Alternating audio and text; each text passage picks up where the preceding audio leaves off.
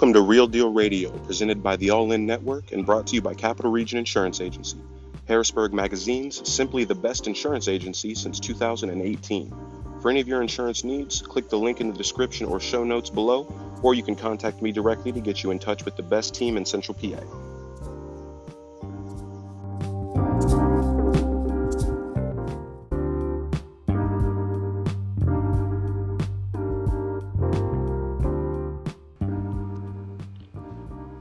My guest today is Leah Rachel.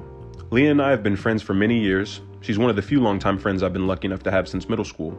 Out of all of the people I've been blessed to know, it's hard to think of any that have achieved more in such a short amount of time professionally.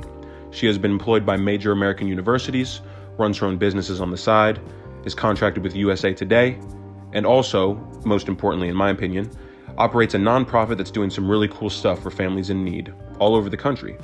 All of this by the age of 25. To me, her story is a lesson on perseverance and staying true to yourself and your beliefs, which in turn can make your dreams come possible while helping people along the way. If you hear something today that sticks out to you or you find impactful, please be sure to drop a like and leave a comment below. Or if you're listening to this via Apple or Spotify, reach out to me through the links in the show notes and let me know how you feel. Feel free to share this with anyone who you think may be impacted positively by this episode as well. Let's get started. Okay, cool. All right. So, Leah, thank you for joining me today. It's good to have you here. What's new with you? What's been going on? What's new in your life, your career? What's fun and exciting for you these days? Oh, that's hard to say because COVID kind of changed the way that looks. But right now it's just kind of trying to figure out how best to plan for the unknown, which is contradictory. Yeah. But just making sure we're still staying proactive about literally everything. Career, everything we can do to still stay connected with sports, doing even more weddings, making sure the Christmas studio is still going to happen, staying healthy. A lot of it's been like personally focused of like never take time to take care of myself, and now I'm forced to. Yeah, right. Of course. So, I feel like a lot of people are in a similar situation to that. Like a lot of people 100%. Are finding this isolation and the mental aspect of everything of being, with a whole different lifestyle. It's tough. It's tough for sure. So that's good. Now your day job at Maryland, are you going into an office now? You're in person, right? Oh, it's still from home. Okay. Yep, still from home. So I worked for a week and a half, like actually in person in the office, and then got sent to work from home. And still are unknown of when we're going to go back. Yeah. Hopefully football season will happen so that we can go back in, do our media days. We've planned and prepped in order to come back. So now it's just waiting to get the green light. Some staff has come back, but we're not essentially yet. So. That makes sense. Okay. Well, in the show interview, I gave a little bit of a short intro about you, but just so you can introduce yourself to the people as well, just tell us a little bit about yourself, your age, where you come from, just a little bit about Leah. Oh gosh, I always hate these questions. I'm good about talking about other things. But okay, so I'm 25 years old. I grew up in Hershey, Pennsylvania, technically Hummelstown. If you're actually from that area, you know what I'm talking about. But I went to college in Virginia at Liberty, and then stayed there, did my master's, grew up playing sports and being in the sport to it post high school. Thought that would kind of just be high school, play sports, and then you're out. I went into school pre-law, came out with a business degree, actually 2 business degrees, and now work in sports full-time, doing weddings on the side, running a nonprofit on the side, a lot of side gigs. I don't ever sit still, so always on the move, always doing something. Always working. Yes. Yeah, that's awesome though. It's good. Okay, so just going to go through this here. I have some questions to ask you. What I'm trying to show is really just put some new idea experiences I think can be really valuable to other young people, especially young women growing up in America today, or really all across the world, who have, goals and ambitions to, really achieve things. I feel like you're really obviously an ambitious person. You've done a lot with your life, which I think is so cool. We've talked a lot about that. But so just going to go through some questions here and just get to know a little bit more about you and your situation and any lessons that I think you may be able to share with people. So let's see here. So we got all the first stuff out of the way.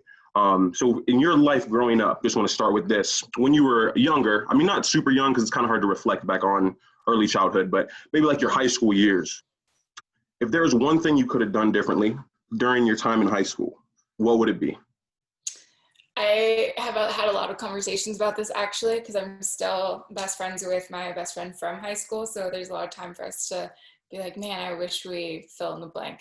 The Hmm. biggest thing would be not care what other people thought. And like, I think that's something that a lot of us can relate to, Yeah. but it really doesn't matter. Like, Right.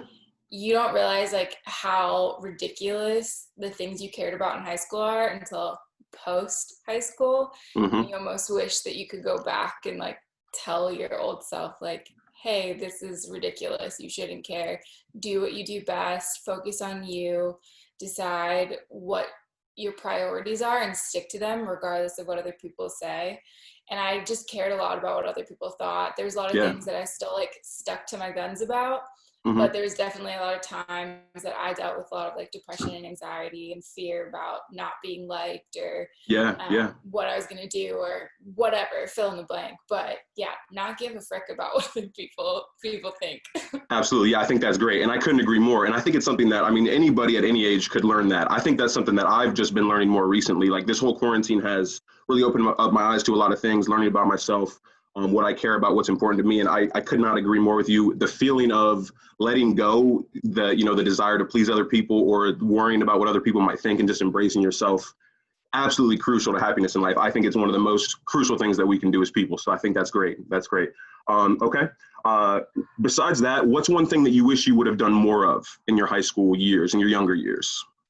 um, and that kind of goes along with quarantine too, is like self-care. Hmm. A Yeah, lot of yeah, it was like going to a small Christian school. I don't think we'd have had the same like resources that a lot of other schools did. And my family wasn't really into like sports and health and all that stuff, which I really am now. So a lot of things like, if I would have started eating better a long time ago, like hmm, how that could have like propelled me in even like doing sports in high school, or like the importance of strength training, or just your mental health, like things like that, where, or skincare, like I just would use regular soap, like just things like that sounds so silly, but yeah, just not caring what other people think paired with caring more about myself right. always had like a certain level of activity. But think about what that could have been if I would have done it more, you know. Yeah, absolutely. No, totally agree. Again, these are man. This is why I wanted to have you on here. These are some great answers. Yeah, I couldn't agree more. Aside from embracing yourself, you can't embrace yourself if you don't have a body to embrace, right? If you don't have a physical self to embrace, you got to take care of yourself. Got to take care of your mental. A lot of crazy stuff going on these days. A lot of depression, anxiety, exactly like you mentioned. So I think that's great. Very important. The benefits of eating right and exercising and taking care of your body cannot be overstated in any situation. During the quarantine, I've lost like 40 pounds. I feel like a wholly different Amazing. person. Yeah, it's been Amazing. great. And it's just like, it's just a decision you got to make and to take care of your body. Like I was just messing around for, 26 years, not really taking it serious. And it's definitely something that's important. It's changed my life. And I know it could change a lot of other people's lives. So I agree again. Another great answer. Let's see here. Okay. So this is another one kind of similar. A lot of these are similar, but what's one thing that you wish you would have done less of when you were younger? Less of, Yeah. gosh, I mean, I guess it kind of pairs with like caring what other people think, is we Yeah. spend so much time focused on our like social circles. True. And I True. feel like you heard people when you're growing up like, oh, your circle's going to get smaller, but when you're in high school, middle Yeah. school, whatever, you want all the friends, you want to Yeah. hang out, you want to be cool, whatever that even freaking means. Yeah. But it really doesn't matter, and the people that do matter will stick around and love you for who you are and support Right. you, whether you're doing something that they think is cool or whether it's something behind the scenes. And Yep. the people that stick with you are the people that will be there for a while. Definitely. Totally agree. I like that too. Okay. And then, so I know those are all kind of similar. This will be the last one that's kind of related. Besides all the stuff you just mentioned, say there's I don't know, a 15, 16, 17-year-old girl listening to this right now. What is one piece of advice that you would give to them? Not even just a girl, anybody, but, people obviously who relate to you, or any young person that's, getting started in their real life, their life post, childhood education. What's one other piece of advice that you would give to them? This is like super applicable because I have a niece that's 15 years old and Hmm. is in high school and is kind of dealing with like a lot of what do I do with X situation. Yep. And two things that I tell her a lot is, one, the people in high school and that have that status of being cool or whatever, yes, they matter and you want to impact the best you can now, but their view and value of you is not going to define who you are, and you have to find what your foundation is. Right. And like for me, that was 100% in God, and finding that is my foundation. And without that, like it just kind of like dips, and you don't know who you are because you're so focused on every single other person. And then also on top of that is it's okay to not know what you're doing when you finish high school. Like I went into college pre-law. I am now an assistant director for video production. Like Right. what? That doesn't even, I didn't even go to school for video. So it's okay to like not know. And everyone's like, oh, what are your plans? What are you doing? And taking some time to figure that out is fine. Mhm. And just because you think some people have their lives all planned out already, they're probably not going to go how they planned them out to be. So those two paired together is like finding what your foundation is in and sticking to that, and also being okay with change. And change will happen in ways that will build you like crazy, and Definitely. you won't even expect it. Absolutely, totally agree. I think that's great. One thing, just to kind of go off of what you said there, one thing that I feel like I've learned a lot more, especially since graduating high school and college, is that a lot of us, basically our entire generation, is raised to think that as soon as you graduate high school, you just go to college, you pick your major, you're going to come out and get a career. Which that is rarely the case. And I think there's a lot of benefit in, obviously, tech schools, not going to college right away, kind of learning more about yourself and what you want to do and embracing yourself before you make a financial decision that could impact you for the rest of your life. There's nothing wrong with waiting to go to school. There's nothing wrong with changing your plans while you're in school, exactly like you said. That is great advice. I could not agree more. And for anyone listening, I just wanted to say that as well, that if you are on the fence about going to college or spending that money, it's okay not to go to school right after high school. You can take some time, learn about yourself. Nothing wrong with getting a job, earning some money, or just taking some time to explore, your personality and who you are. Whatever you want to do is completely fine. It's your life and your decisions. Don't let other people dictate your life and your decisions. That's been enough for that rant, though. Okay, so speaking of college, though, I mean, I don't want to say that in a way that makes it sound like I don't believe that college can be a good thing. I think it was very beneficial. I think more than a lot of things, I mean, for some careers, you have to apply the knowledge, but a lot of things, kind of come down to learning how to be around other people, being in a large group of people who are maybe similar age, but also very different from you, and learning how to interact with them and conversate and communicate and build those kind of skills. But in your experience, what was some of the challenges that you went through going from high school to college? I know, obviously, we went to Hershey Christian School together. I left a little bit before I went to a different high school, but small school, it's a very, specific type of environment, type of people. What were some challenges that you faced in your transition from high school to college? So before I even went to college or officially chose where I was going, I was told that because I went to a small school with a very small 21-person class, that if I went to a big school, I would drown and not succeed. Right. And if anybody knows me, if you tell me I can't do something, I'm going to prove you wrong and do That's it right. and do it well. That's right. That competition, athletic mentality just goes on everything. So I think the hardest thing was just like getting there and figuring out like what am I supposed to be doing, because I went in pre-law. Everyone told me I was good at arguing because I always ask why, and so like that was kind of like sure, like let's go and be a lawyer. But then finding out like emotionally, like detaching from clients and being able to go through really tough situations that often happen in court is not for me. Like I cry at everything, I get emotionally attached, like it's not it. So it's like a big question mark when you go to college. You don't have friends there, it's all new people.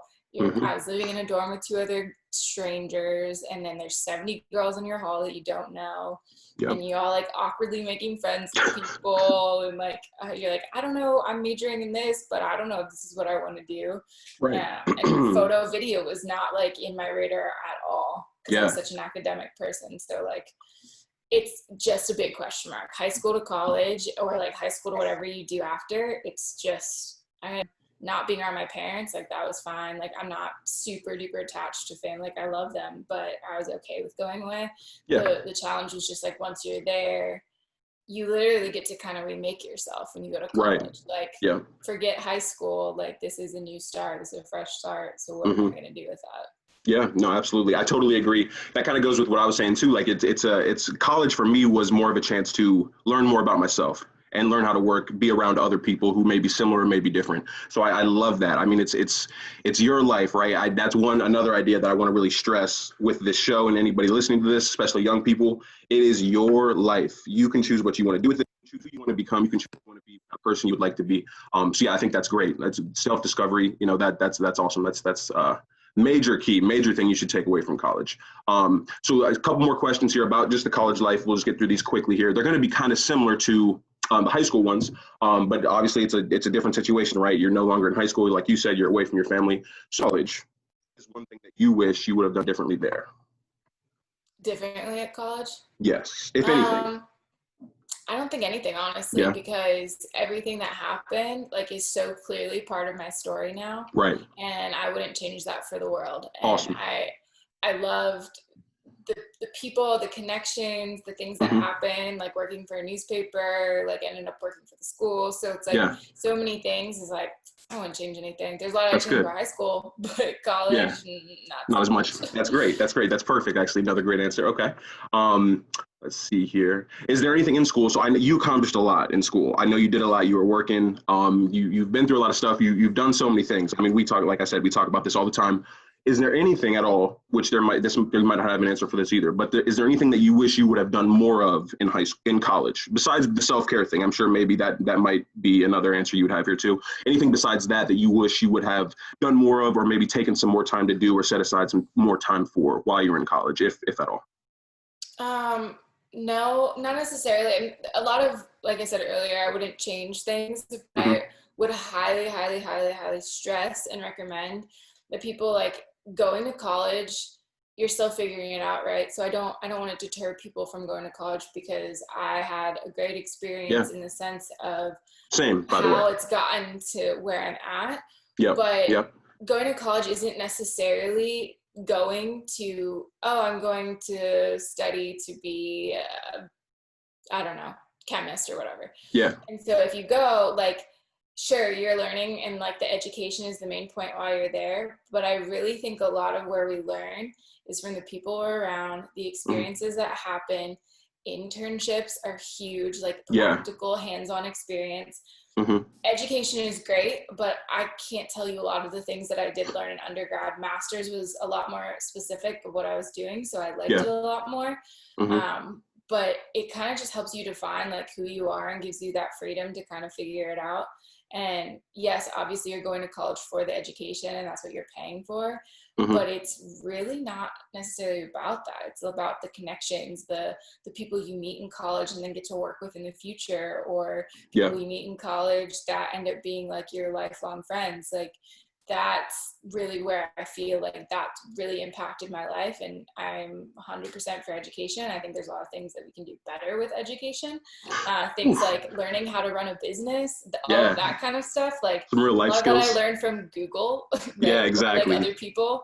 But I do think it's like it's an essential part of growing up and learning. Yeah. But college is so much more than just I'm going to take my textbook and learn. Yeah. It defines you other ways, Definitely. socially, and business connections, all that kind of stuff. Hmm. Totally agree. Just to piggyback off stuff you said there, the first thing that stuck out to me, which definitely applied to my time in college. Now, I view the college experience a lot differently now than I did while I was in school, and also the post grad life of trying to find a career, getting a job, making as much money as you can. I mean, I know there's some benefit to that, and I don't knock anybody who tries to live that life. I've been trying to live that life for the last, I don't even know how long it's been, 4 years now since I graduated college myself. So totally understand that. And if that's a life that you think you want to live, if you want to maybe get into corporate America or have like a 9 to 5 job, something like that, I will also echo your statement about internships. That was my biggest regret in college. Coming out of college, that was my biggest regret. Not that I was upset about it or anything, but the not having like real life work experience while I was in school definitely held me back from some of the jobs that I probably would have preferred after school. I was able to find a decent job, but if there's one thing I would have done differently, I definitely would have tried harder, probably all 4 years, or at least maybe the last 2 or 3 to get an internship. So just to piggyback off what you said, I think that's some great advice as well. Okay, so that's great. So next, just want to talk about some of the other experiences outside of your education. You are a world traveler. And I know a lot of people say that. A lot of people can, post pictures on Instagram, but I mean, I can vouch for you. I've seen it all. I've talked to you about it all. You are, in fact, a world traveler. So I just wanted to talk a little bit about that because I know people love to travel. They love the idea of traveling. So let's go into that a little bit. When you first started, having this desire to kind of like see the world, what was it that kind of sparked that? Like, what was it that made you want to actually take action and travel across, the ocean all over the world, et cetera? What was it that started you on that journey? Honestly, my dad. So Yeah. growing up, my dad was like the missions pastor, deacon, whatever you want to call it, at our church. So I always like heard his stories. Anytime he would go on a trip, he would go on a missions trip, he'd come back, he'd try to like make the food of like wherever he was from. Half the time Yeah. it was absolute garbage, but he tried. Yeah. But seeing that and the stories and the people, we had missionaries at our house often. I was just like, there's a whole world out there and cultures and Yeah. languages that we don't even get to like experience when we're just like in our Right. little 717 bubble. Yeah, um, seriously. so going out and seeing that and seeing like my dad's like heart and desire for other people in that is Yeah. awesome. And so when I got to travel with him for the first time, I think I was in middle school. Yeah. And it was just meeting people that are different than you. And I think there's something so beautiful about that because Yeah, for sure. even if they look the same, they could have grown up with a different language or Yeah. different culture. And like sometimes, and maybe I shouldn't say this, but sometimes I think my family is like a little bit boring when it comes to that kind of stuff. And Yeah, for sure. seeing like traditions and heritage and the different cultures from traveling, like, oh my gosh, it's so freaking awesome. Yeah. And my favorite part about traveling is staying at either homes of people that are there, not necessarily going to like bougie hotels or whatever, but or finding Airbnbs and asking them like, where are the local spots, like where are like the authentic places to go. I don't want the tourist side. I want to go and actually like hang out with people and get to know them and their heart's desires and stuff. So I think, yeah, that's where it like sparked is my dad 100%. And he will probably end up telling the same story 20 times to me that I've already heard about some trip he went on. Yeah. So like, I will never not love that. Yeah, that's awesome. I think that's amazing. That's cool, especially getting to experience it with your family. I think that's really, really cool. Makes it more special when it can be like that. And one thing about travel, I mean, I know everybody likes to, post the Instagram pictures and obviously see the things, but to me, I think one of the coolest aspects of traveling the world is just seeing that there's other ways of life besides yours. There's other types of people out there, people with entirely different beliefs, people with entirely different ways of living, that it can really help you appreciate not only your life, but all of the life on the planet, right? It helps us kind of come together more when you can see it in person rather than, if you just read about something or see it online. Experiencing it is great. I haven't traveled nearly as much as you, but I did have a small trip to Europe with my basketball team in college, and it was still to this day one of the most impactful times of my life. It was really cool, especially traveling with people. I know you've done some solo travel, but traveling with people is always a good thing. But I want to talk about that a little bit too. You've traveled solo as well, right? You've done some pretty extreme trips by yourself. Tell me a little bit about that. Yeah, I mean, I have come to find that like I'm kind of like a nomad, and people that know me know I like currently my current situation. I've been living out of my car in a suitcase and going here and there safely. Yeah. But it's not scary, and a lot of people ask that, like, are you afraid to travel alone? And I will 100% admit that sometimes I've been on an airplane and end up crying, A, because I'm listening to sad music, don't do that, but B, because like sometimes you want to share that with other people, and like getting used to doing that on your own can be scary, and like you just like want to turn to someone and be like, oh, did you see that? Or like you have something funny you want to tell them and you don't have anybody there. But it's also really beautiful in the sense of like you kind of can do whatever you want, and like you don't have to check in with anybody else. If you're traveling alone, I highly recommend making sure there are people that love and care about you, that know where you are, just to be safe. But being able to go and just like take time by yourself and experience things, photograph things, take your time going through different places.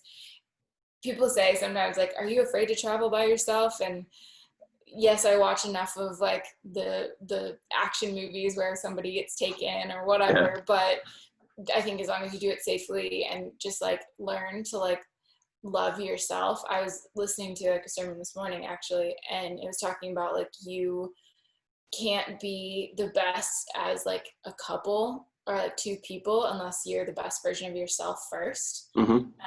And we're never going to be Totally agree. perfect, right?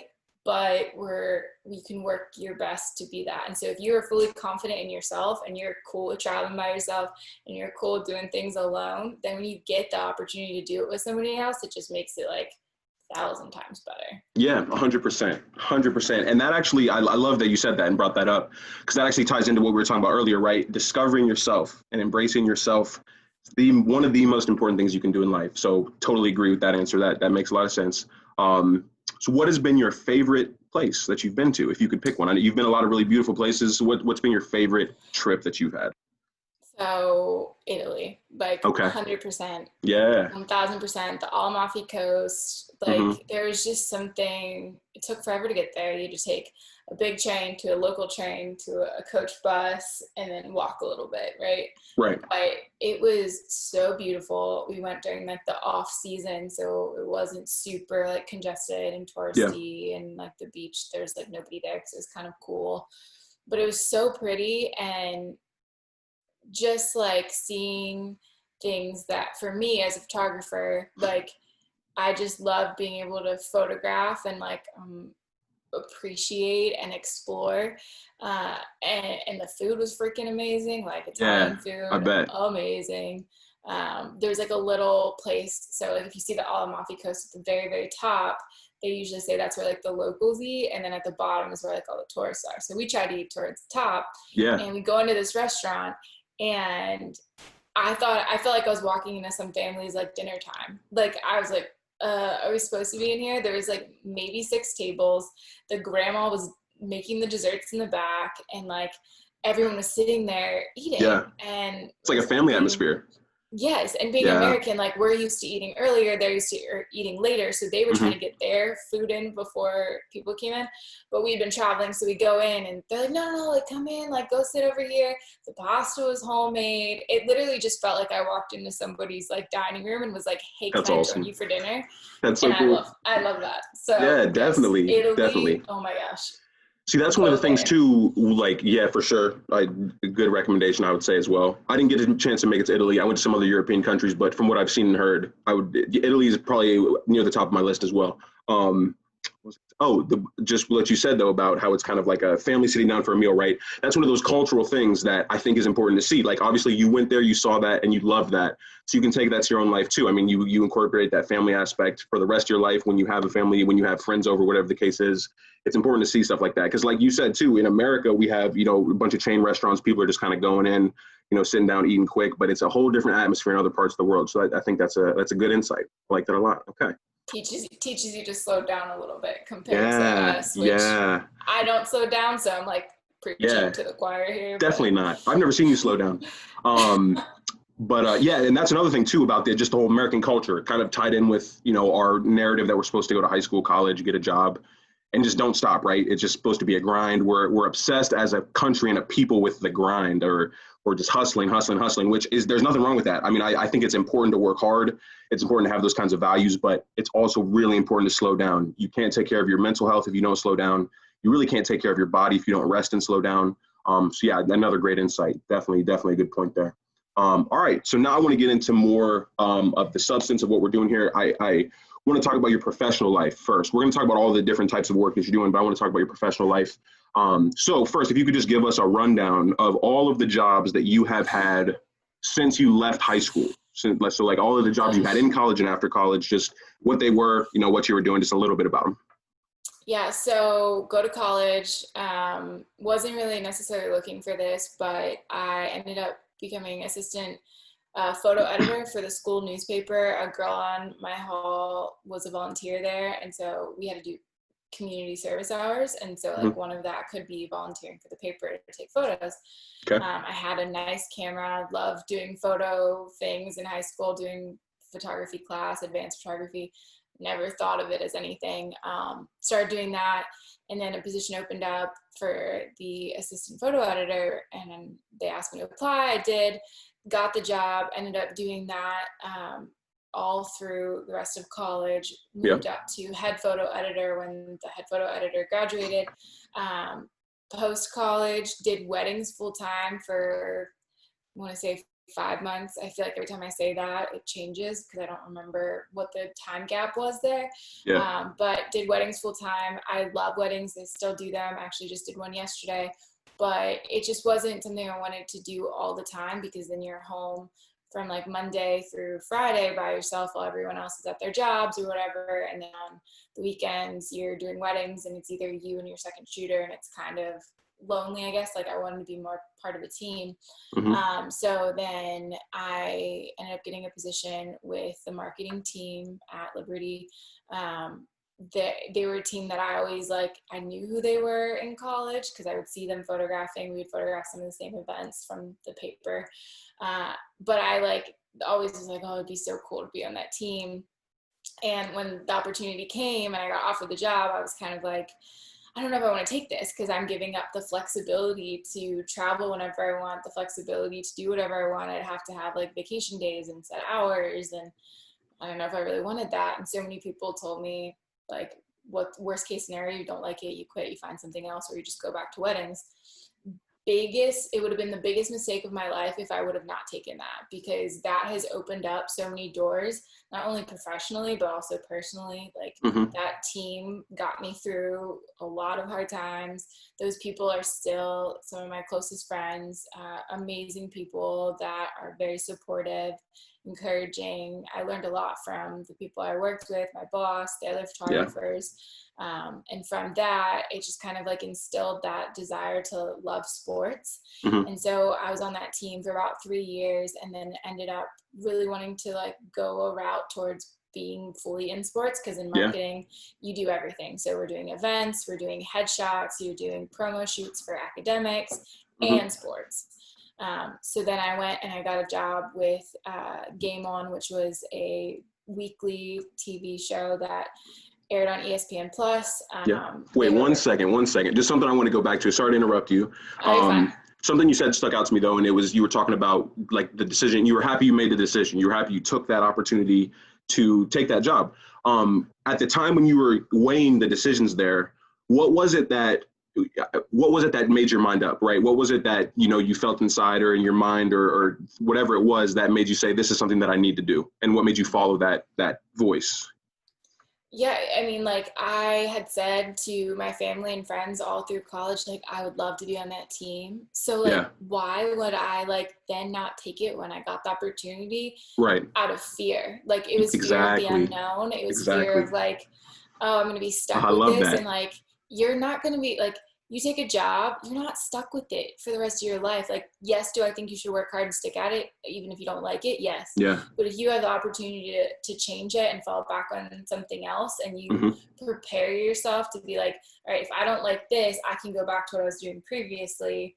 I wouldn't recommend just quitting your job and do nothing, right? But I didn't have anything to lose taking it, but I had everything to gain. And not taking that would have meant just still doing weddings, and which is fine, right? Totally fine. There's so many people that do it, and I'm glad they love it, and I still do it on the side. But it just is a very different career path and a very different story of where I am now. Definitely. It would have been fear to not take it. And I absolutely love that you said that. I think fear in life, fear of doing things, fear of judgment, fear of something not working out. Fear is the only thing that you have to be afraid of in life, right? Life starts on the other side of fear. I love that you just said that, because that's something that I think a lot of, especially kids and young people for sure, maybe even more than kids, it's more so like kids coming out of college.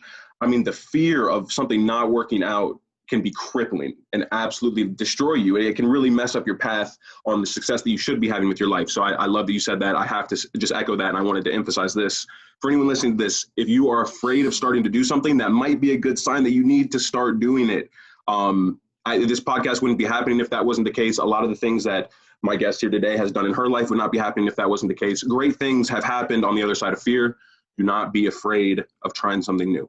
Okay, perfect. So thank you for that. All right. So next, the Game On. So tell me a little bit more about Game On. I remember the first time you told me about this, and you were saying that it was ESPN affiliated. I was like, this girl really manifests everything that she wants to do in life, because you told me years ago that you would want to do something like that, be on TV, like, and it just was happening. So tell me a little bit about that. What that was like for you, the experience there. Yeah, so it was a position that entailed a lot of things that I already knew how to do, but also I didn't study broadcast. I didn't know broadcast. So it's also a lot of new things. It was a new position as well. So no one else had been in that role before. Yeah. But it was assistant director and social media manager, I guess was the official title. So I ended up being in the control room during our shows doing assistant director duties, which I had no freaking clue what that meant. Yeah. And now I do, like, counting down for the director and making sure we're on track with our timing and figuring out where we need to take longer commercial breaks, things like that. And then also on the other side, we weren't really doing marketing. It's still sometimes when I say Game On, people are like, what? And there's some changes that are going to end up happening there as well. But I was there for 9-10 months, and I had been at Liberty for 8 years in total when I finally left, and I just knew like my time of being done there was coming, but I didn't know what was next. I had gotten offers from a couple of other schools and things, but they weren't right, and it just didn't feel right. And I remember my dad telling me, just because it's your first opportunity doesn't mean it's going to be your last. So don't feel like just because you get offered something, if it doesn't feel right, don't just take it because you're afraid. There you go again. You're afraid that you're not going to get anything else. Like, it's my dad is so freaking awesome, but he was like, he is. You have to remember that it's not your last one. Like, never. Yes. Beautiful. And it just I love feels this. weird because you're like, I just have to take it because no one's ever flown me out anywhere before. And it's like, no, if it's not right, like, wait. It's okay. Like, you have a great job. You have a great place that you're living. So just wait. And waiting, and ended up in Maryland. Ended up in a great situation. Yeah, so now I'm like an hour and 45 minutes away from my family and in the DC area. I don't think people realize how close Maryland is to DC, but where I live, I can be at the Capitol in 15 minutes without traffic. I didn't even know that. Wow, okay. Yeah. Okay. So it's That's like awesome. in the same area, and so even moving there, there's kind of two sides to the story. So if I'm rambling, I'm sorry, but during the fall of 2019, I started doing more freelance opportunities for other sports teams. Right. So when a tell me a little bit about school that. comes in to a bigger school, usually they don't have a photographer that flies with them. But they want to capture it. So they hire freelance photographers, and I knew that. So I just started emailing a bunch of schools and just seeing like what they said, like, hey, I'm in the area. Here's my price. Here's my portfolio. Here's my experience. Like, let me know if you need a photographer. Some of them say no. Some of them never respond. But you have those 2 or 3 that answer. So I ended up shooting a game at Duke, which was crazy. Crazy. Cameron Indoor.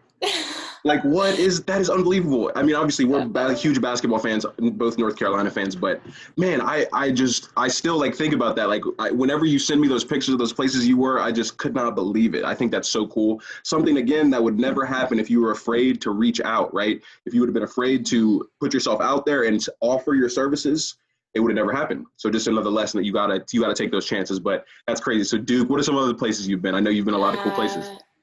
Duke, UVA. I was at UVA multiple times.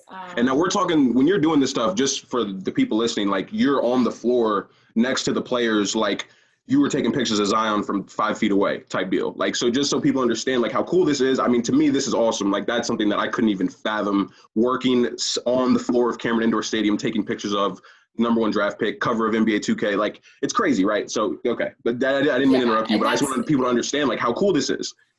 No, and that's what's like crazy is growing up playing basketball and like then thinking like, oh, high school's done, I'm not playing sports anymore, to then full circle end up still as close to it as you can possibly be without actually being a player or a coach is cool. And it's not like you're just close to basketball. Like, you're close to some real high level like, if you like basketball, that's the place you'd want to be. That's amazing. So Yes, amazing. yes. So with Okay. that is I freelanced at a game at UVA. Uh-huh. So just to give you an idea, when you're in the game, there's like a media work room. And so there's like photographers from different outlets like Getty or the local newspaper, the team photographer, the local news, all those people were all in a room, have our laptops and gear set up, editing. And I knew one of the guys there from Liberty. He was like a local photographer for the newspaper, and he's going around introducing me to everybody. And he introduces me to this guy, and he's like, oh yeah, he's like a Pulitzer Prize winner for his like photo last year for at the NFL. He works for USA Today Sports. And I was like, oh, that's awesome. Like, to give you an idea, it's mostly middle-aged men that are in Yeah. this room, and I am the Yeah. only female. I'm the only young person at this point, Right. within probably like 20, 30 years. And so just trying to get to know them. They've got a lot of wisdom and experience, but also like I'm an anomaly in there. So it's like Yeah. kind of a little bit awkward for me Definitely. trying to figure it out. But so I met him that game. Next game I freelanced there that was a Saturday. The next game was like a Tuesday. And then he's there again. And this time he was editing an NFL game. And he's like, oh, I got to go through all these photos, like joking around. And I was joked back and I said, oh, it must be so hard to have to photograph for the NFL. Right. Just joking. And he's like, oh, have you never shot one before? And I was like, nope, never shot an NFL game. And he's like, okay, give me your card. So, you know, when people say that, you're kind of like, we'll see if I hear from you. Well, a couple days later, he emails me and says, hey, here's opportunities if you want to like shadow me for these games for Redskins, Eagles, or Redskins, Giants. And like, I grew up an Eagles fan. I'm an Eagles fan. So I'm just kind of like, okay, God, like that's kind of crazy. And in typical Leah fashion, I replied, do I have to choose? Can I just do both? Hey, if you don't ask, it'll never happen, right? If you don't ask, it'll never happen. That's great. And so his name's Jeff, and he's great. He's been a great mentor, and also he's just a great human being, making sure I'm good personally, but also professionally, and especially like moving. And so I ended up shadowing him for those 2 games. And then he was like, well, I kind of want to get you to shadow for a couple other sports. And in my mind, I'm like, oh, it'd be so cool to do what he does on the side with my job. Not realizing that he was kind of testing me to see how I would do in those. Mm-hmm. I should have caught on to that, but whatever, it is what it is. And so I'm just doing the best I can, trying to learn, make connections, and ended up a couple months later, I was like, hey, by the way, I'm moving towards the DC area, so if you want me to shadow more or learn more, I definitely could. And fast forward, ended up getting a contract with USA Today Sports. Crazy. To contract photography, freelance stuff for them. So that would have never happened if I never would have sent those emails to those random teams. Like, you know what I mean? Yep, Like, it's exactly. like a whole puzzle. It's crazy. It's crazy. It's crazy how stuff like that works out. I'm a huge believer in that. I mean, to me, another thing, which I guess we didn't really mention as much before, you might have mentioned it, but connections, right?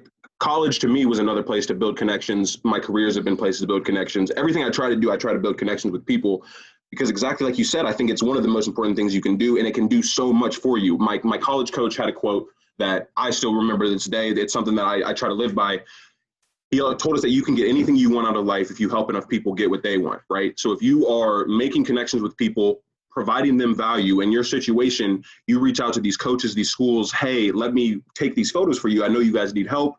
You provide value. Fast forward a couple months later, you're a contracted photographer with USA Today. Like it's things like that it speak volumes to me, because it's all about putting the good energy out, offering value, and in turn it will come back to you. So just wanted to emphasize that, just take a break to say more about that. Okay, so cool. So USA Today, and then now you are also, what is you're currently working in Maryland. Tell me a little bit about that. What's that been like for you? Yeah, weird. Yeah. COVID has made things weird, but this is it's a tough start for you, for sure. Like it's unbelievable start. Yeah, it's a very different position too, because it's assistant director for video production. Yeah. Mm-hmm. Never really touched video before. I worked for Game On, and even then it was more observing than actually doing. We had a really, really great amount of guys who did video for us, and I maybe edited one video while I was there, kind of helped produce a couple of series of things, but actually getting to see it and then having this opportunity, again, from a connection on Twitter, like who would have thought? Love Twitter. And really didn't think it was for me, right? Because I was like, I'm not a video person and I don't want to claim to be that. Like photo and social media are kind of my strong suits. Yeah. And I said that in the interview, and I constantly repeated that. Like I ended up denying the job because I was like, I don't think that I want to put myself in a position where they have to teach me so much, and I don't think that's fair to the team, and I wanted to be fully transparent. And I think back to what we were talking about earlier is, yes, it's about connections, but also don't just do things for the purpose of connections. Like truly care about people. Right. And that's what's going to lead through. Because if you're just like trying to hustle to make connections and you're burning people left and right, like and thinking about yourself, no, like it's not sustainable. People want people that care. Like you need to invest and care about people, and like great connections will work, but people are going to see your heart, and that's what's going to matter. So being transparent with them and saying, listen, I don't think I'm the greatest fit for you because you're going to have to teach me a lot, and I don't think that's fair to your team. They turn around and they're like, oh, we know how much we'd have to teach you, but because you're so honest with that, and we've seen the other work you've done, and you have all these other skill sets, that's why we wanted you. And that's just crazy to me, because like integrity goes so far, and when people see what you're passionate about and see what you love and that you're hardworking, like even if you don't know the technical side, like they're like, we can teach you that. You already have the eye from photo. And then I only worked for a week and a half until COVID happened. So trying to learn remotely has also been weird, and I can't wait to get back in and shoot and actually practice and get better with it. But never would have thought, if you would have told me, hey, Leah, one day you're going to work for University of Maryland doing video, I would have laughed in your face. Right. No, I totally feel you on that. And I think one thing you said in there, I think is a great point, that all of this stuff does not matter. In my opinion, everything that we've talked about so far does not matter if you are not a good person. The most important thing you can do in life is be a good person. The best way to add value to the world and other people is to be a good person. If you were not an honest person, if you would not have been straight up with them about your situation, it could have backfired for sure. And for a lot of people, things like that do backfire. So another thing, just wanted to emphasize, be a good person. We all know what's right, what's wrong. So that beliefs may vary a little bit here or there, but people know what is good. Being good is a simple, easy thing to do. Everybody can do it. If you're listening to this, just a friendly reminder, be a good person today. Spread some love today. It's very easy to do. Okay, but that was great. So that was a good summary there. What would you say that all of your experiences, right, all of your professional experiences, what has it taught you about yourself? What have you learned about yourself through your professional experiences? A lot. I think over the years, I've seen it like make me stronger as an individual and more confident in what I do. I think when I started, one of the first critiques I got from my boss at our like review was like, I need you to talk louder. Like I was always like kind of nervous going up to people. I was nervous like, oh, they're not going to say yes if I take their photo, or like, oh, I'm like quiet, I'm only 5'2", so like nobody's going to listen or look at me. And he's like, be confident in what you do and go into it. And like sometimes like ask forgiveness, not permission. Just like go and do what you need to do and like figure it out. Not necessarily, I don't recommend this all the time, but sometimes you got to fake it till you make it and just get in there and try to learn. Obviously still being honest and genuine, but within that, like you just learn so much about like what you're passionate about, what you want to do. I think telling people's stories has been a huge theme for me, is that you can see in the photos and in videos, and I care about people and I want their stories to be told. And I stress this in so many conversations that I have, is you don't know what people are going through, and being able to share like what has shaped people and grown them and strengthened them and made them passionate about what they do or strive to be the best that they can be is so crazy and incredible. And those stories need to be told, and doing content creation helps tell those stories. And if we're just Yeah. creating stuff to make it look dope, like Right. it's not sustainable. Like we Mm-hmm. want to tell people stories. And so as a professional, like that's why I love the photos of emotions and people crying and Yeah. waiting to the reaction after the shot, and not just like, oh, their uniforms look sick, there's some cool lighting, call it a day. Like these are actual people,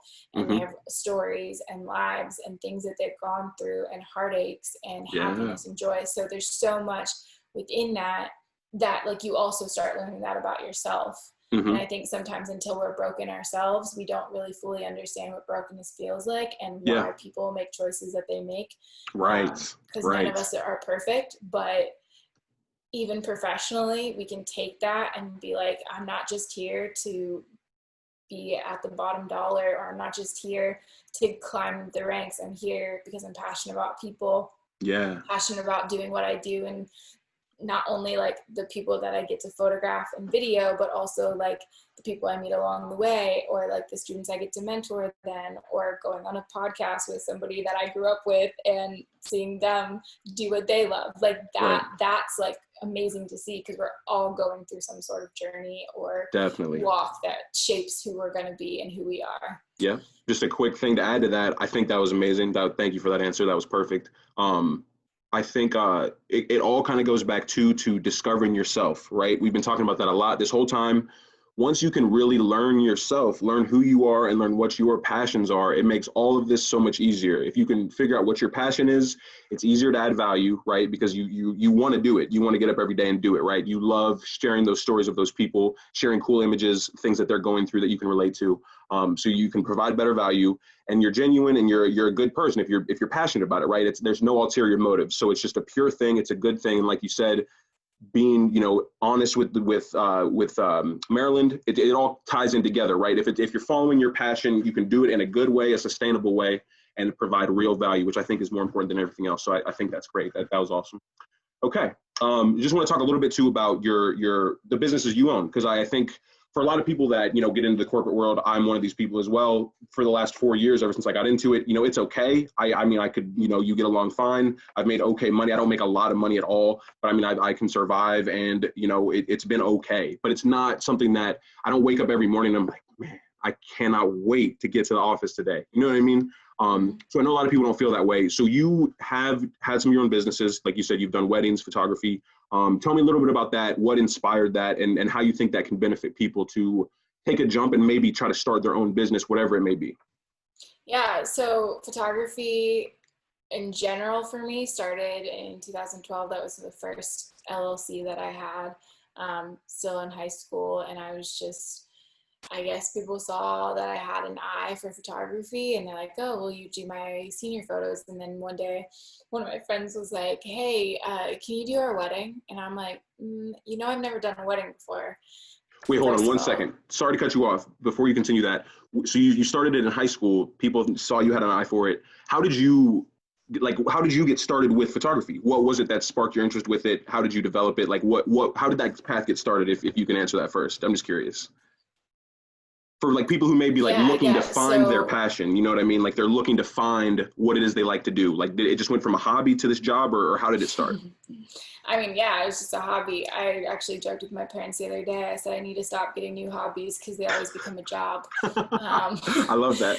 which is fine. I guess that means we're doing something right. But Yeah. sometimes it's like, man, I just want a hobby where like it can stay my hobby. But God obviously has different plans for things like that. But yeah, I did photography class in high school, like most people do. Connected with the teacher really well. Mm-hmm. Ended up being his student worker, whatever they call it in high school, TA, I Mm-hmm. forget. I'm thinking college is student workers. But did that, and then did advanced photography, and I Mm-hmm. just loved doing it, and I always had fun doing it. Yeah.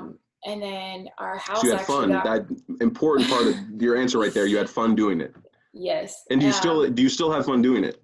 Oh, heck yeah. Exactly. Okay. I'm Cool. kind of like on an obnoxious level of like, if my best friend visited me last week, and I texted her before she came, and I was like, hey, before you come, like, are you cool if I like take some pics and we like go explore the city while you're here? just to be outside. And she was like, oh, I already packed my outfits, because people just know when you're around me, I'm probably going to have my camera out. My camera's always in my car or in my bag or wherever with me. Yeah. So going back to like high school, my parents' house actually got robbed when I was in high school, and I came home to it, and we had like a bunch of point and shoots, like nothing crazy. And the insurance money, my parents were like, well, we're going to get you a DSLR so you have one of your own. And from there until now, like I've always had the photography, and I to be honest, I didn't know what the frick I was doing back then. Like YouTube wasn't as big. Like Right. I think people are more like with being And Instagram was like just starting, I think. Like probably around that time, it might have just started. Yeah. Which makes us sound so freaking old, you know? Right. Ridiculous. We were in high school without Instagram. Imagine that, right? It's crazy. I don't want to go back to high school with Instagram. That sounds no way. Like trash. That sounds no awful. shot. No way. But started taking photos of like our dog and flowers. Like I look back at some of these and I'm like, this is so ridiculous. This is trash. But it shows that you grow. Exactly. And I never want to stop growing. Like I still like we'll do shoots and look back and being like, oh, I could have done this better and I could have done this. And I think when you get to a point when you're like, oh, I'm the best at what I do, I don't need to learn anymore, like that's not good. Like learning, there's always going to be someone better than you. There's always going to be someone better than them. And then you might be better than that person. And there's always something to learn from it. So constantly growing. But those high school photos, those high school photo shoots and that first wedding I did, I'm so sorry to you guys. I would do a lot better job now, but thank you for giving me the trust to do it. Right. Hey, that's all it takes though. And I think that's a really good point, that it's if you don't get started, obviously when you start doing something new, right, it may not be perfect. Like people listening to this, they may not even be able to hear it right now. I don't even know that right now recording it. Like at this point, I'm kind of just hoping this all works out well. The video comes through, audio comes through. But at the end of the day, if I would have never done it, then there's no possibility of it ever being good, right? Same thing with your career. If you would have never started it or tried it, you would not be where you are today. And just to think of all of the cool things that you have experienced and the way your life has changed and the way you've been able to help people and bless other people, all just because you started a hobby is unbelievable, and you started it and stuck with it, even if it may not have been great at first. So I think that is a huge important lesson.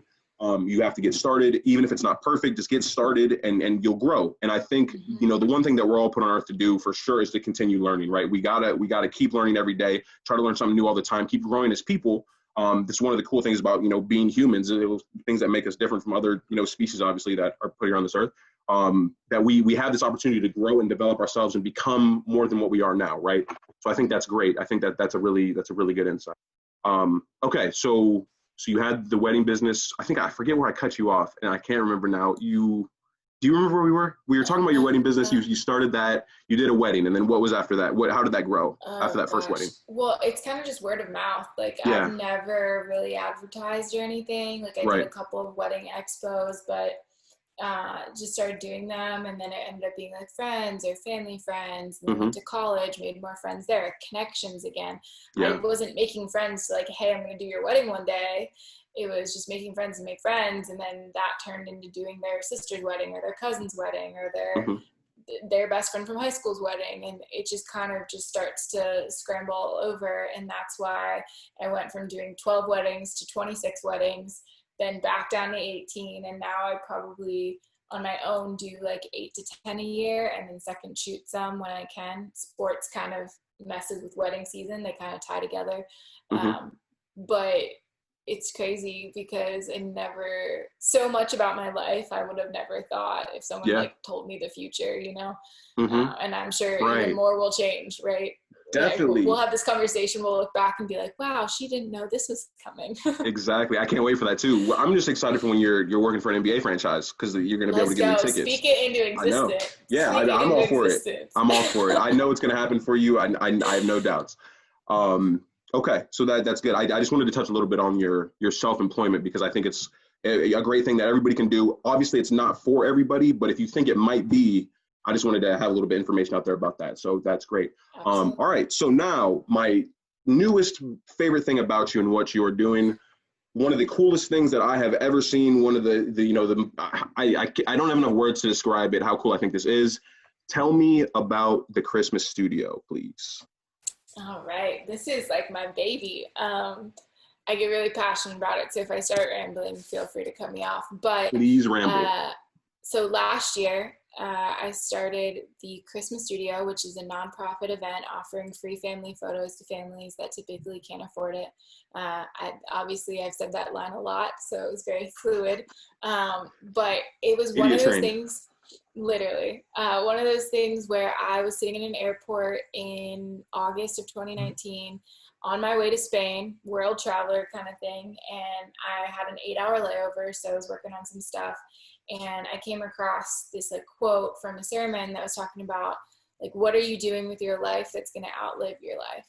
Like, what are you doing with your life that's going to impact people even when you're not here anymore? That's and deep. I kind of sat there and I was kind of like, I feel like I've been super career driven, but I don't know, outside of like maybe volunteering at church or helping out people here and there, like what am I even really doing? And like, what even could I do? Like, I'm not a doctor, so I can't like give time to being like a medical professional to people who need it. There's so many great nonprofits and things out there that I started thinking like, what could I even do? I feel like everybody's already doing something, which again, don't tell yourself that, because more doubt, right? More doubt. Right. Don't doubt. Psych yourself out. Yes. Yes. But so I was like, okay, I do photography. What could I do with that? And then I started thinking about the families that I work with all the time in athletics or just doing events and stuff, and they'd be like, hey, can we get that photo? That's like the only really good professional photo we have of our son or daughter or family. And just seeing like, I always joke that I become really good friends with my friends' parents and like the clients' parents, because I think I just interact well with them. I love your mom, so there's a perfect example. She loves you. But within that, you just see that professional family photos aren't attainable for everybody. And so I started thinking, okay, well, how could we maybe offer them to families that typically can't afford them? Because to be honest with you, like, yes, I need to charge a certain level to be able to make it a sustainable income and business. Sure. But I am also fully aware that that's not able to be financially, what is it? Like, not everybody can afford that. Right. Yeah. Right. Yeah. So then I remember I messaged a couple of different vendors that I knew from doing weddings, like a venue, hairstylist, event stylist, a DJ. And I was just like, hey, have this idea. What do you think? And within that, they ended up messaging back within a couple of minutes or hours. And they're like, sounds great. What do you need? Like, it's all because you asked, right? It's all because you asked. So crazy. You reached out. And I'm like, okay, so what do we do with this? So go to Spain, come back. I keep like different journals for different things. I have like a prayer journal, an idea journal, and like work journals. So I'm just like, I just do like buzzwords. So I just start writing things down of like words that I think like are applicable to whatever I'm thinking about. And so started journaling about that. Not like Dear Diary kind of thing, but just more ideas and brainstorming, and came back, ended up within a week having a venue, a DJ. I have enough friends that are photographers that said yes to it. And I think the craziest part is just so many people said yes. I didn't have anything to show them. Right. I didn't have videos. There was no examples. I didn't know of other people who've done it. And I'm sure there are other people out there who have done similar things, but I didn't have anything to show. It was just an idea. And because of the way that I've gotten to connect and love on other people, I think it just made it easier for them to say yes and trust the idea, even though they couldn't see it. Yeah.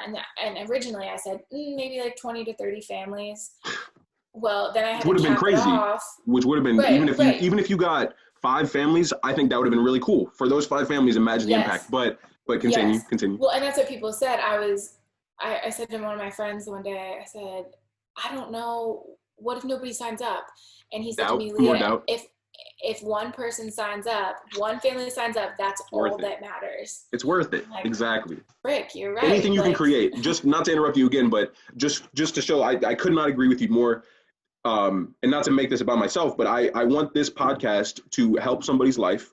If one person listens to this, it was enough, right? It was more than enough. So just to go off what you said there, you help one family. Just think of that, the joy, the lasting memory that may last for the rest of their lives, that positive impact you had. So yeah, just one thing is, if you're creating something, if you want to create something good and put it out into the world, please do it, because if you can help this one person, one life changed is more than enough. But sorry, just wanted to share that. 100%. Please continue. No, 100% agree. So ended up having some radio station and news stations get a hold of it, got to go on there and talk about it, which was a weird experience. Big time. So used to being on the other side of the camera, so then being on that side of the camera, I'm just like, okay, we got this, it's fine. But because I'm passionate about it, it made it easy to talk about. So ended up having 86 families sign up, and I had to cut the registration off. And even within that, we have people donating to it. So like vendors donating their time and their resources, but also people donating financially so that we can fund the website and advertising and all of the decor for each of the sets. So we ended up having 3 different sets for it. We had over 50 volunteers. Everyone had like t-shirts on. And it was one of the most incredible things. I don't think I'd never organized anything like that before. And so many people just trusted it. I had a lot of good friends like come in and family from out of town to help at it. We ended up having CBS morning show come down and do a story on it, which I was like, I literally thought the woman was prank calling me. She was like, oh, you have a call from CBS morning show. And I'm like spam, done. Ended up leaving me a voicemail. I'm like, oh, this is for real. Never so cool. would have thought that would be a thing. So it happened, went really, really well, really successful. We had prints on site, ended up giving online galleries to the families that came. There are a couple of things we would change within it to make it better for the next year, but every vendor that was a part of it last year said yes to doing it again this year. And then within that, as people saw what was happening, they're like, we want to have it in our city for next year.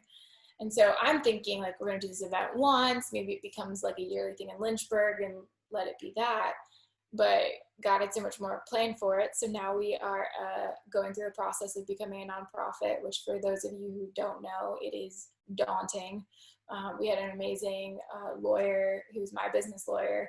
He is doing it pro bono for us, which is a huge blessing, because I didn't know what I was doing. I researched, Googled all the things, and I'm like, this is so scary. I do not know law. I don't know how to build a nonprofit. I don't want to do it wrong. And so this year is supposed to be in 6 cities. Nashville, Tampa, Orlando, Hershey, Pennsylvania, DC area, and Lynchburg. So pending, still might have it in all of those cities, but obviously we're trying to be safe with COVID. At the very least, we will have it in Lynchburg regardless. Right. We're going to make it safe and clean the stations each time and limit the amount of families that come through, so it'll look a little different. But it definitely, with COVID and everything, I was just makes it tough. Maybe we just don't do it. And that's like, I was like, no, well, maybe we just won't do it this year and we'll just do it next year. And people are like, Leah, I think now more than ever, this world needs something positive. Isn't that the truth? Now more than ever, like, people aren't going to be able to afford family photos. So I think that was Satan kind of being like, oh, don't do it. One of those like fear, discourage, like more doubt. Exhausting trying to put it together. And it's a lot of work. I don't have an excuse to not, because I have more time in the world than I ever have. So yes, it's exhausting and it's difficult and it's hard and it's not an easy thing to put together and connect, but it's so worth it. And absolutely, the world really needs something positive at this point. Yes, it does. So we're still going to do it, and it's going to be a nonprofit. Hopefully here soon we'll officially get the response back, which I don't have any doubts that we will, but we wait on the IRS for it. We have a board of directors, and a lot of amazing vendors that want to be a part of it. And my goal and dream, and I'm going to speak it into existence even more, is one day I want to work for the NBA. And one day I want every single NBA team to host a Christmas studio at their stadiums every year. Whoa. That is like the big picture goal. Whoa. I love that. just I can't saying wait. that and putting that out here now. I've said it to enough people personally, but It's out there. is the goal behind it. I love it. I love it. I love it. And I have no doubt at all that one day you'll be able to make it happen. Like I said, I think this is such an amazing thing. The way that it grew, I mean, when you told me that you were going to be on the news, I still remember me and my family, like they wanted to record it. My family was so excited. Like it got so big, and for it to be, hopefully now, barring, the virus situation, in 6 cities, you impacted that many people, that people in multiple states all across the country want to help with this thing, I think is incredible. So for anyone listening to this, if they would like to get involved, if they would like to help, or just see more about what you did, if they want to, donate, if they have services that might be able to help, where can they go to get in touch with you? Yeah, so our website is thechristmasstudio.co. Okay, and I will link these in the description too. Sorry, didn't mean to interrupt you. For anybody listening, everything we talk about, I'm going to link in the description. I'm going to link all of her information too, her socials and everything, and so I'll link that too. But sorry, go ahead. Yeah, so that's our website. We have social media as well, The Christmas Studio on Instagram. And then we have a Facebook page that's linked with our Instagram as well. And if you just message me on one of my billion pages, I will respond to you to get you connected. We need photographers. We still need graphic designers. I desperately need a web designer. Because what my heart is and what my goal is to do everything and do it well. So like I could get by with the skin of my teeth doing some of these things, but I want everything to be done well. So I want somebody who actually does it to do it. So when it comes to web design, I need somebody who's actually in it and can make the site as best as possible, especially so we can get registration linked up right. We still need photographers in every city. There's a couple of cities where we still need venues. So even if you aren't in photography or design or anything like that, like we still need volunteers in each of those cities just to help escort people and clean areas and serve others. So like you don't have to be able to do creative content in order to do it. Gotcha. Love it. Please get involved. If you're listening to this and you feel like that sounds like a cool thing and it's something you want to get involved, like we said, don't be afraid. If you think it's a good thing, do it. Help out with it. It'll benefit you. It'll benefit others. Make the world a better place, which is what we're all trying to do here. All right. So what do you think? How did this go? Not bad, right? I love talking about this stuff. So I love it. You did great. I really appreciate you coming on. Before we close this out, I know I've asked you for a lot of your advice for people, but if there is anything that you haven't shared yet, one final piece of closing advice to anybody listening to this podcast, watching it on YouTube, whatever the case may be, what would be your closing piece of advice? Closing piece of advice is remember that in every single thing that you do, people are always going through stuff that you don't know about. So go into situations and treat other people with kindness, love them personally, professionally. Just make sure that you are being the best version of you. And even in situations that are difficult, they may not be difficult because of you or that relationship. They might be going through something that you don't know about. So loving on them, tip that waitress extra if you can. The little things in life. Definitely. I love that. Control what you can control, right? You can't control what other people are going through, but you can control how you treat other people. Spread some love today, everybody. If you're listening to this, spread some love. Thank you for joining us. Like I said, I'm going to link all of Leah's stuff in the descriptions. I want to thank you guys all for listening. Leah, I want to thank you for joining me today on the first episode of Real Deal Radio. Hopefully to have you back. I can't wait to have you back more. Hopefully next time I have you back, you're working for the Sixers or the Lakers or something, and we can get some tickets too. Let's go. Yeah, exactly right. But other than that, best of luck to you. I'll be in touch with you soon, and thank you so much again for joining us on the show. Thanks.